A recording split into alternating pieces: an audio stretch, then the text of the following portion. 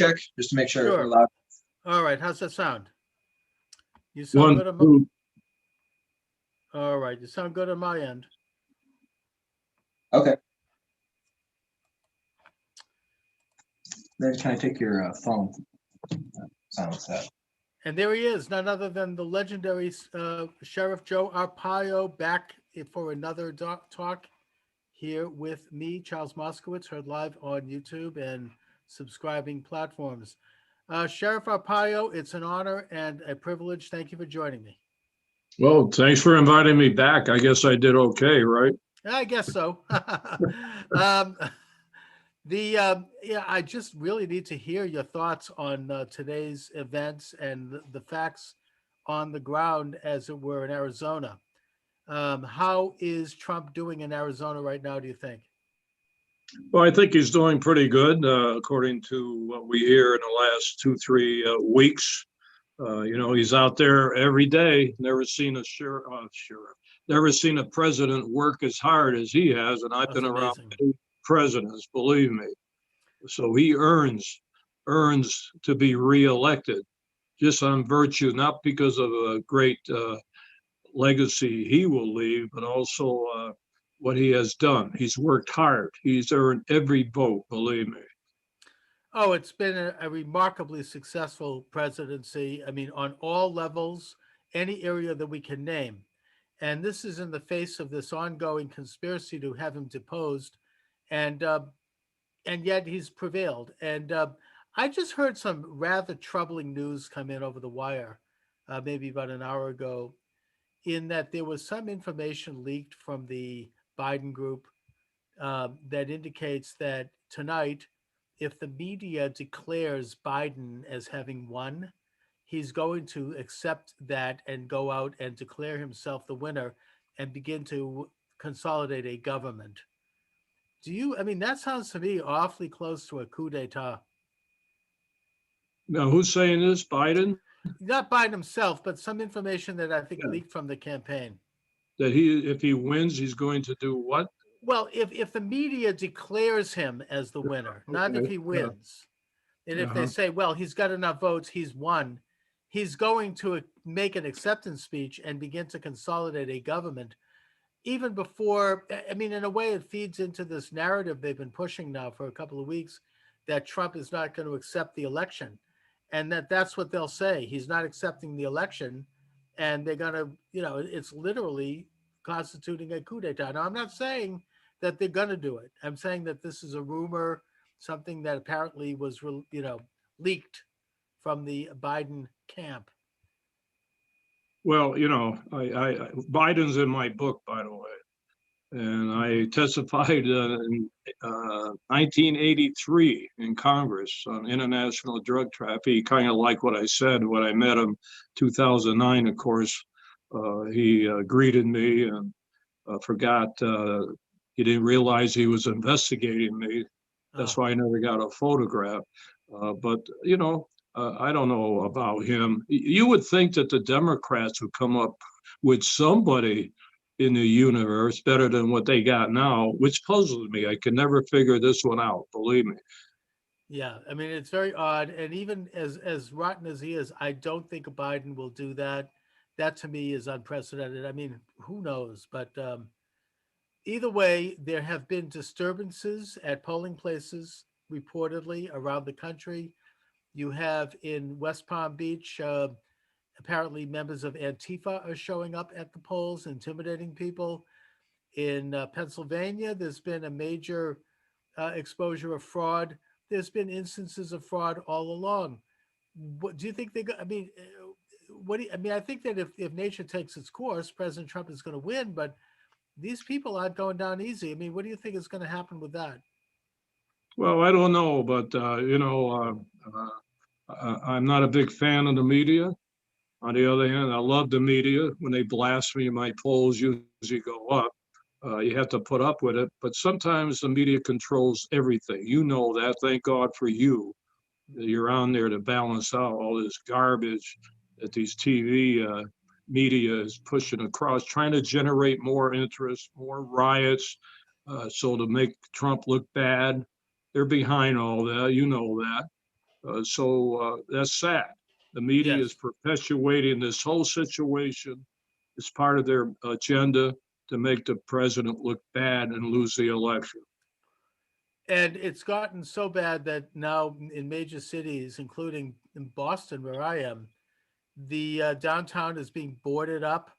They're preparing for riots. Can you imagine that in this country on election day? We're supposed to have a peaceful election where each side respects the other and that there's a normal transition of power or a re-election. I mean, this is like the French Revolution. I mean, we have communists out there in the cities that are going to start to once again, burn black neighborhoods and loot black businesses. How do you think I feel? Yeah. I go back when I was head of the federal drug enforcement in Syria, Turkey, Mexico, South America, Central America. I lived through these revolutions. How do you think the foreign people are thinking now when they see this occurring in the greatest country, the most powerful country in the universe, and we can't even take care of these punks from bringing TV out of Yeah. supermarkets? I mean, think of that. It's Think a of disgrace. what we look like now in the international scene. Now, Trump has done great internationally. I'm talking about the how the people feel, and even the big boys in these foreign countries. How do you think they feel? We can't take care of a couple of these punks. I think that if Trump wins tonight, and if he wins a convincing win, they're going to take care of it very quickly, I would think.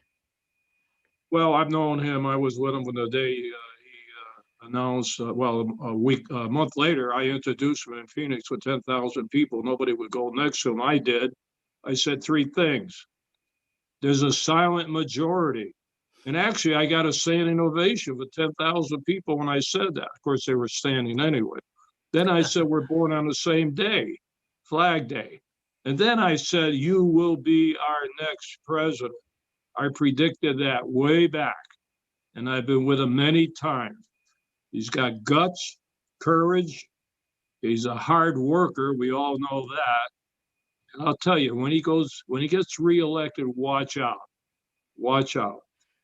It's an I'm not amazing making thing threats. to see. I'm not saying he's going to No, make no, threats, no. but you know what I'm talking about. He's got a mission to accomplish, and he's going to do it in the next 4 years. He is, and I hope right away he cleans out this whole rat's nest of insiders who are have been undermining him these many years, and I think he will do that, and start fresh with a loyal team. Most of them are loyal, and he's got a great team, but there's a couple of people in there that, a couple of snakes in the mix. And his energy level is incredible. I've never seen anything like that for a man his age, especially to be out there, moving and grooving and shaking it up in these crowds. This whole movement, I've never seen anything like it. I mean, I'm old enough to have seen a few things, and I can't remember this ever happening in this country. Even here in Boston, I'm seeing people on the corner waving the Trump flag. I mean, I got up early this morning and I drove around to some of the polling places. I just wanted to see what's going on, and they were packed. And I opened my car window and I played Red Kingdom really loud, and people started smiling and waving. And I mean, it's amazing. I've never seen that in Boston. Well, I'll tell you, I go back when I said is a silent majority. Then as a couple of years went by, I said, hey, forget the silent. Just say the majority. Now I'm back. Now I'm back saying there is a silent majority, and that's what's going to get him elected. Believe me, a lot of people I know, women, and they all like Trump. Good. And so, I ran for office last a few months ago. I got beat when I ran for sheriff for my 25th time, for my 8th time. But I know what's going on out there. There is a silent majority, and everybody's going to find out about that silent majority. And I think we're going to see Hispanics, especially in Florida, where it really matters. We're going to see blacks. Apparently he's up by like 40% in the black community. I mean, it's incredible. I think particularly black men like him. He has a certain masculinity that I think appeals. And even my fellow Jews are supporting Trump. I mean, in New York, you had Jews for Trump. I couldn't believe it. Waving the flag, driving down, over the Brooklyn Bridge, people throwing garbage at him and yelling anti-Semitic slurs. They didn't care. They were coming right out in the public supporting Trump. And I think a lot of people who are, as they call them, shy supporters, because they don't want to have that kind of abuse publicly, they're going to pull the lever when they're in the privacy of the booth. I mean, I really do. I mean, who knows? We're going to find out pretty soon. We're going to find out probably within a few hours. It's I mean, I can't wait. I mean, it's as they say in Yiddish, I'm sitting on Spielkas. So, so let me tell you Yeah. something. My book, I'm looking forward to people reading it. I don't want to plug the book. Plug it. Hold it up. Sure, Joe Arpaio, an American legend. Yes. And Great coffee table. I call Trump my first and only hero in my life. 80 years old, I never had a hero. Yeah. I found one. And I'll tell you why people like him. It's not because of the fighting the bureaucracy. The man himself, they like a fighter. They don't like people to surrender. I don't care who you are, whether you're a woman or a suburb, I don't care who, the Hispanics, blacks, they love fighters. And he is a fighter, whether you agree with him or not. That's what this country loves. That's what made this country great. And that's what they like about Trump. So that's there. And you can't take it away from him. No, I mean, and people are coming out, they're crawling over glass to vote for him. I just heard a young man on the radio say that he is working in Washington and he went to vote and he realized that he wasn't registered in Washington. He was still registered at his home in Arizona, and he hopped on a plane to go home to vote. So, I think that there's that kind of energy to this. People are really getting themselves there. I mean, I've seen it. I just hope that they, enough people know, understand this in this country. Well, we have to pray, and he hits some good buttons. Patriotism. Yeah. He's not use the word God. He's for all the values of America, and we're going to lose that over this election. Well, we better not. He better get reelected. And I'll tell you one thing: the people that did not vote for him, they're going to be so sad. They're not going to know what to do as time goes on. This country will be destroyed. That's the way it's going to be. But we are a great country. We always have problems, but we always survive. So I always have confidence in our country. Right now, we're going through some tough times, and I'm not supposed to ask you a question. You're asking me. Can I ask you a question? Please. Forgive me. No, I'm the talk show guy. Why not? Why in all the people in this country, and you have good Democrats been around, why is it they picked this guy Biden and Harris? Can't they find somebody else? You or I probably could win.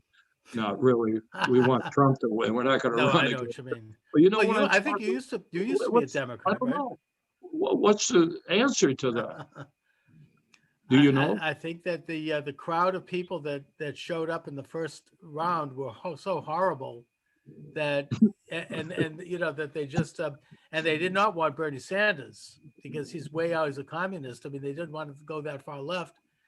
And so who else? They had really no one else to turn to. I mean, they tried Bloomberg. He bombed.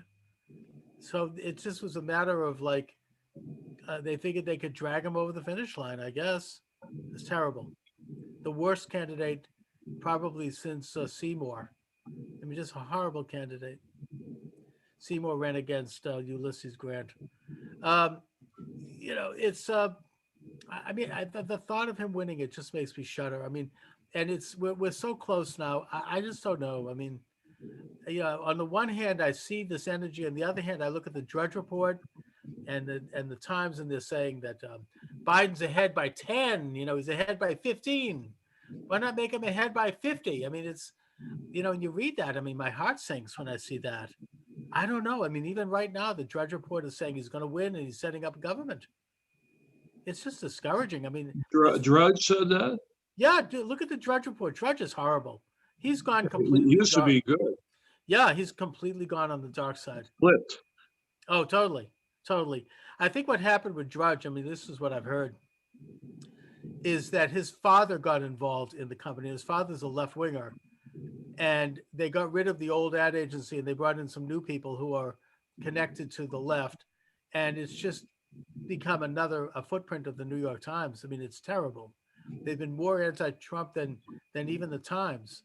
They run everything. I mean, it's so. And the thing that bothers me the most about it is that conservatives look at it, and we got used to looking at it, and it's just it's discouraging.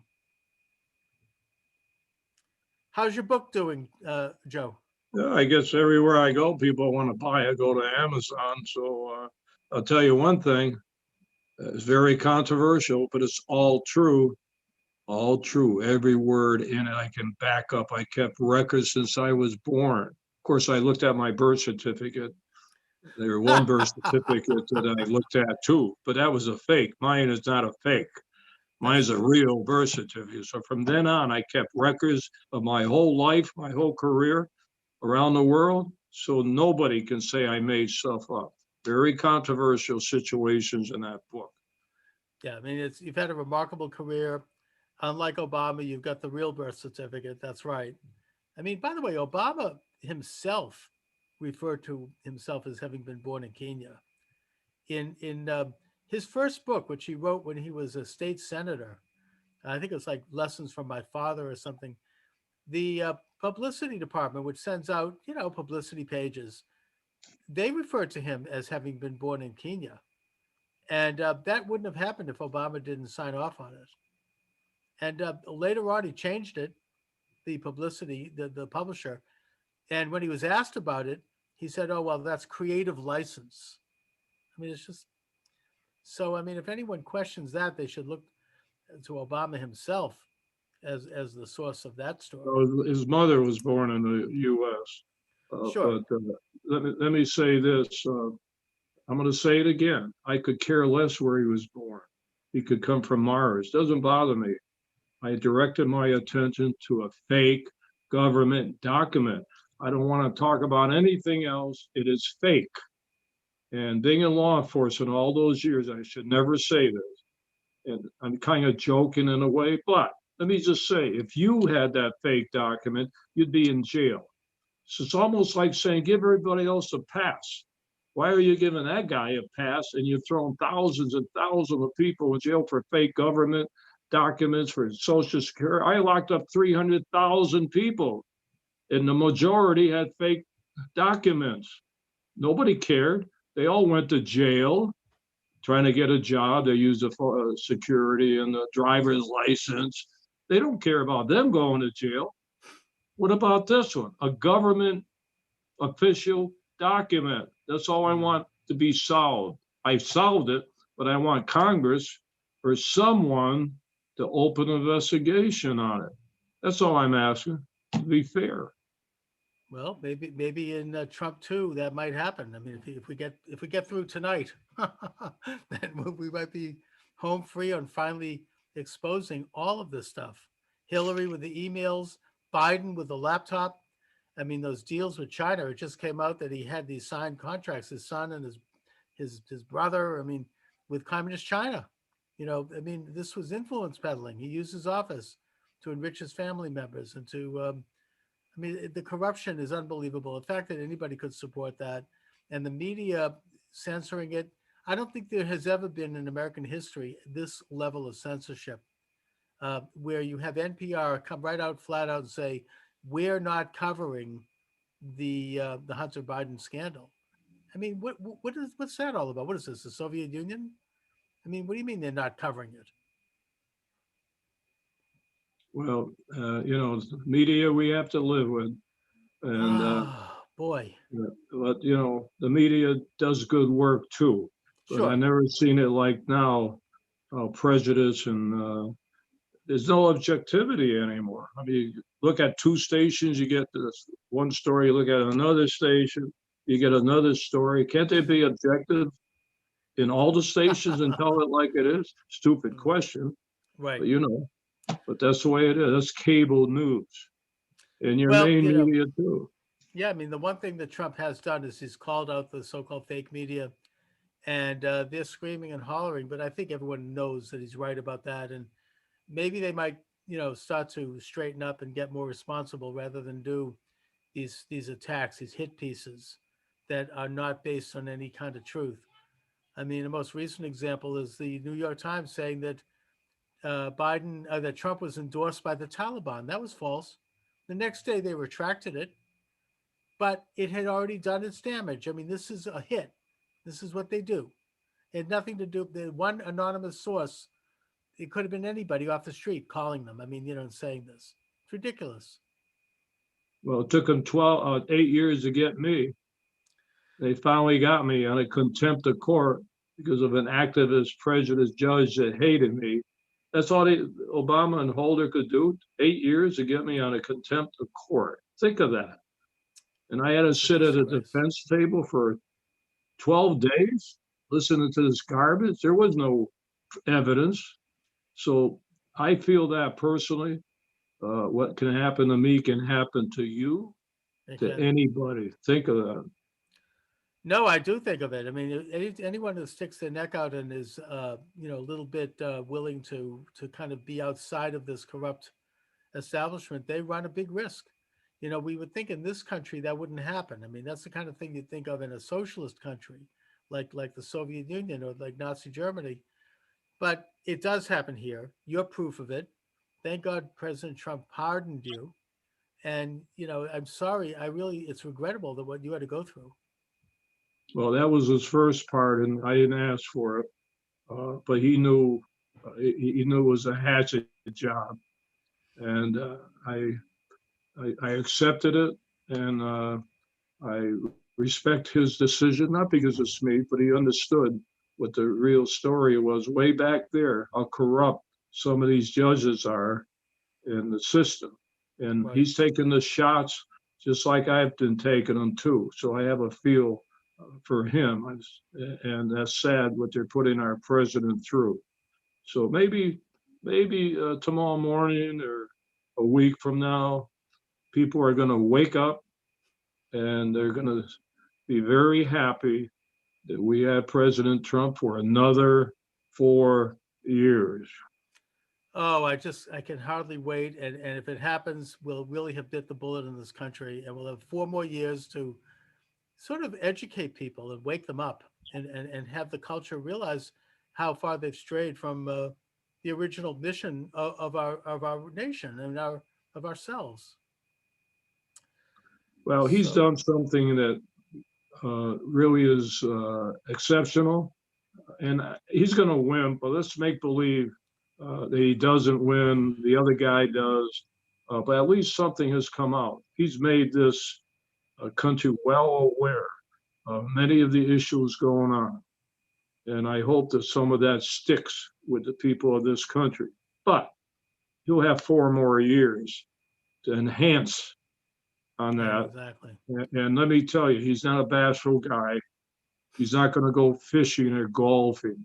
He'll be working just as hard as he did. And that's what everybody's scared of, all those people that turned on him, all these Republicans that are supporting Biden because maybe they don't like the way he combs his hair, all that garbage. They want to get rid of him. But we'll see. We'll see what happens in a couple of days. Indeed. Hopefully we'll see by tonight. So, Joe, let my listeners and viewers once again know, hold up your book. Let us know where it is and where you can get it. Sure. Joe Arpaio, an American legend, very controversial. And you can see here that you got David Thomas Roberts, Defiance Publishing. Great guy. Good. Took us 5 months only to write this book. My whole life in 5 months. And you can get it at Amazon or whatever. Excellent. It's a great story. I recommend it highly. I'll put a link up on the site. And it's been an honor and a privilege, as always, to talk with you, Joe. Let's do it again. Maybe we should do a post-election wrap-up. Anytime. Thank you for your help. Thank you, Joe Arpaio. Have a good evening.